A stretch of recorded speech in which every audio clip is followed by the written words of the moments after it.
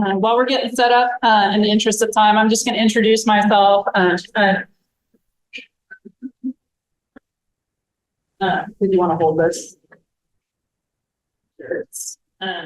My name is Sydney Little. I'm a staff engineer with the State Water Resources Control Board Division of Drinking Water, and I spend the bulk of my time inspecting water treatment plants in 4 different counties, of which includes Lake County. And there are regulated systems out there, and there are unregulated systems out there. Anything above 15 connections or more, if you're a community, you're regulated by the state in this county. Anything from 14 to 5 connections is regulated by the county, and 4 connections or fewer is not regulated. So the link in the title here, Microcystins, at the top, will take you to a publication that was done by a number of stakeholders and Big Valley, and I'll get to the acknowledgements at the end here. And just really, I wanted to give you a comparison of what cyanobacteria and microcystins, specifically a cyanotoxin, how it compares for the private intakes or self-supplied systems to the public water systems. And I'm not going to get into it, but these public water systems you mentioned, the amount of money, there's also engineering designs and review, and it's a very rigorous process, whereas these private intakes, they don't follow that same process. Down? Yeah. Okay. I just want to get you oriented in the location, and I'm going to speed it up in a little bit in the interest of time, but the CalWatch project that Sarah mentioned, anywhere you see in these 2 boxes, you'll see some circles. That's where the bulk of the participants were focused on. Here's an opportunity if what you're hearing and you're interested in participating in the CalWatch project, by all means, go ahead and grab that QR code and you have a chance to sign up. And then for the public water systems, there's 17 around the shorelines of Clear Lake. The names are associated with each of those with the blue dot. As Sarah mentioned, it's about 60% of the county, 45,000 people are served. And so, interestingly, there were some independent concurrent monitoring efforts for microcystin that were going on in the same year. So this was an opportunity to kind of compare and contrast what was going on. I've already covered the sample location, but Sarah covered it. We're trying to understand the public health risks associated with the private intake water systems versus the public water systems. And she also mentioned that there's a US EPA health advisory. You heard some recreation values. For microcystin, we really look at 0.3 micrograms per liter from the US EPA.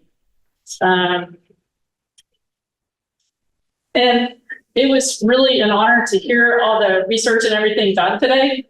A lot of the tools mentioned to look at source water quality, and many of the operators are starting to implement at the treatment systems. But I think you guys are familiar with a lot of this. From a treatment perspective, there's large pH swings throughout the day at an intake, which from a treatment perspective is a challenge. The total organic carbon was covered. I kind of looked at all the systems as if they were one and what it looked like from 2002 to 2013. And then the 5-year period, you can see that there was an increase in total organic carbon. No surprise. One system had to deal with the 17 milligrams per liter coming into its plant, which that was 2012. You heard earlier today about ammonia. That one's an interesting challenge from a treatment perspective. And then also iron and manganese can also show up and be elevated in the source water. Just to compare, there's different treatment approaches. Those complex systems for intakes don't necessarily have engineering designs. They're sometimes looking at a manufacturer's maximum value for like a filter. And then and there's no flow meters on here. There's no sample taps, so it's really challenging. But this project was able to look at the water tap in the household where the drinking is taking place. And about 77% of them applied For the private intake, had liquid sodium hypochlorite applied or bleach, and then 100% of the participants had a filter, and sometimes additional treatment. The public water systems, they've got to meet a regulatory requirement. There's four regulatory requirement types of treatment technologies plus an alternative. Roughly half are about conventional around the lake. And then they all have additional treatment processes in order to meet these state and federal requirements. I looked at comparing operations here. You know, there's no operator that comes out to look at this system. And in comparison, you have a public water system where a filter might be backwashed 4 times in the day to meet those state and federal requirements. So they're really different. And when I did talk to the service providers, there's reactive maintenance associated with a lot of the systems, not all for the private intakes. Whereas these public water systems, there's proactive protective health measures at every step. There's comprehensive operation requirements. They usually exceed the monitoring requirements. We have an ammonia analyzer out there on the lake at one of the intakes. I think it's looking at ammonia concentrations every 15 minutes. There's chlorophyrs, there's UV to the floor, there's streaming current control. There's a lot of tools, and they're very highly certified, equipped with an alarm to tell you when things, something's not operating as expected. And again, they're constantly adapting to make sure that they're meeting state and federal requirements. Sarah was able to show you some of the cyanobacteria cells that are showing up in these private homes.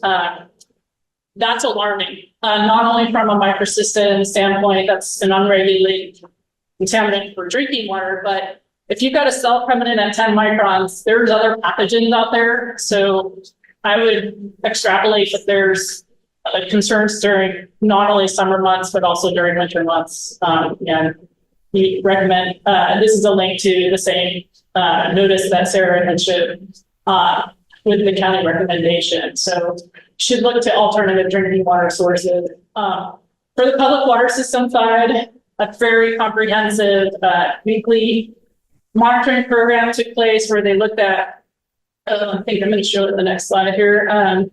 They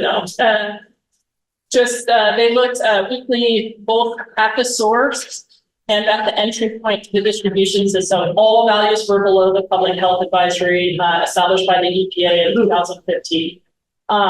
And they all have significant treatment barriers in place. A lot of them are sometimes in response to color and odor issues. When they address those, they will also end up addressing some microcystin.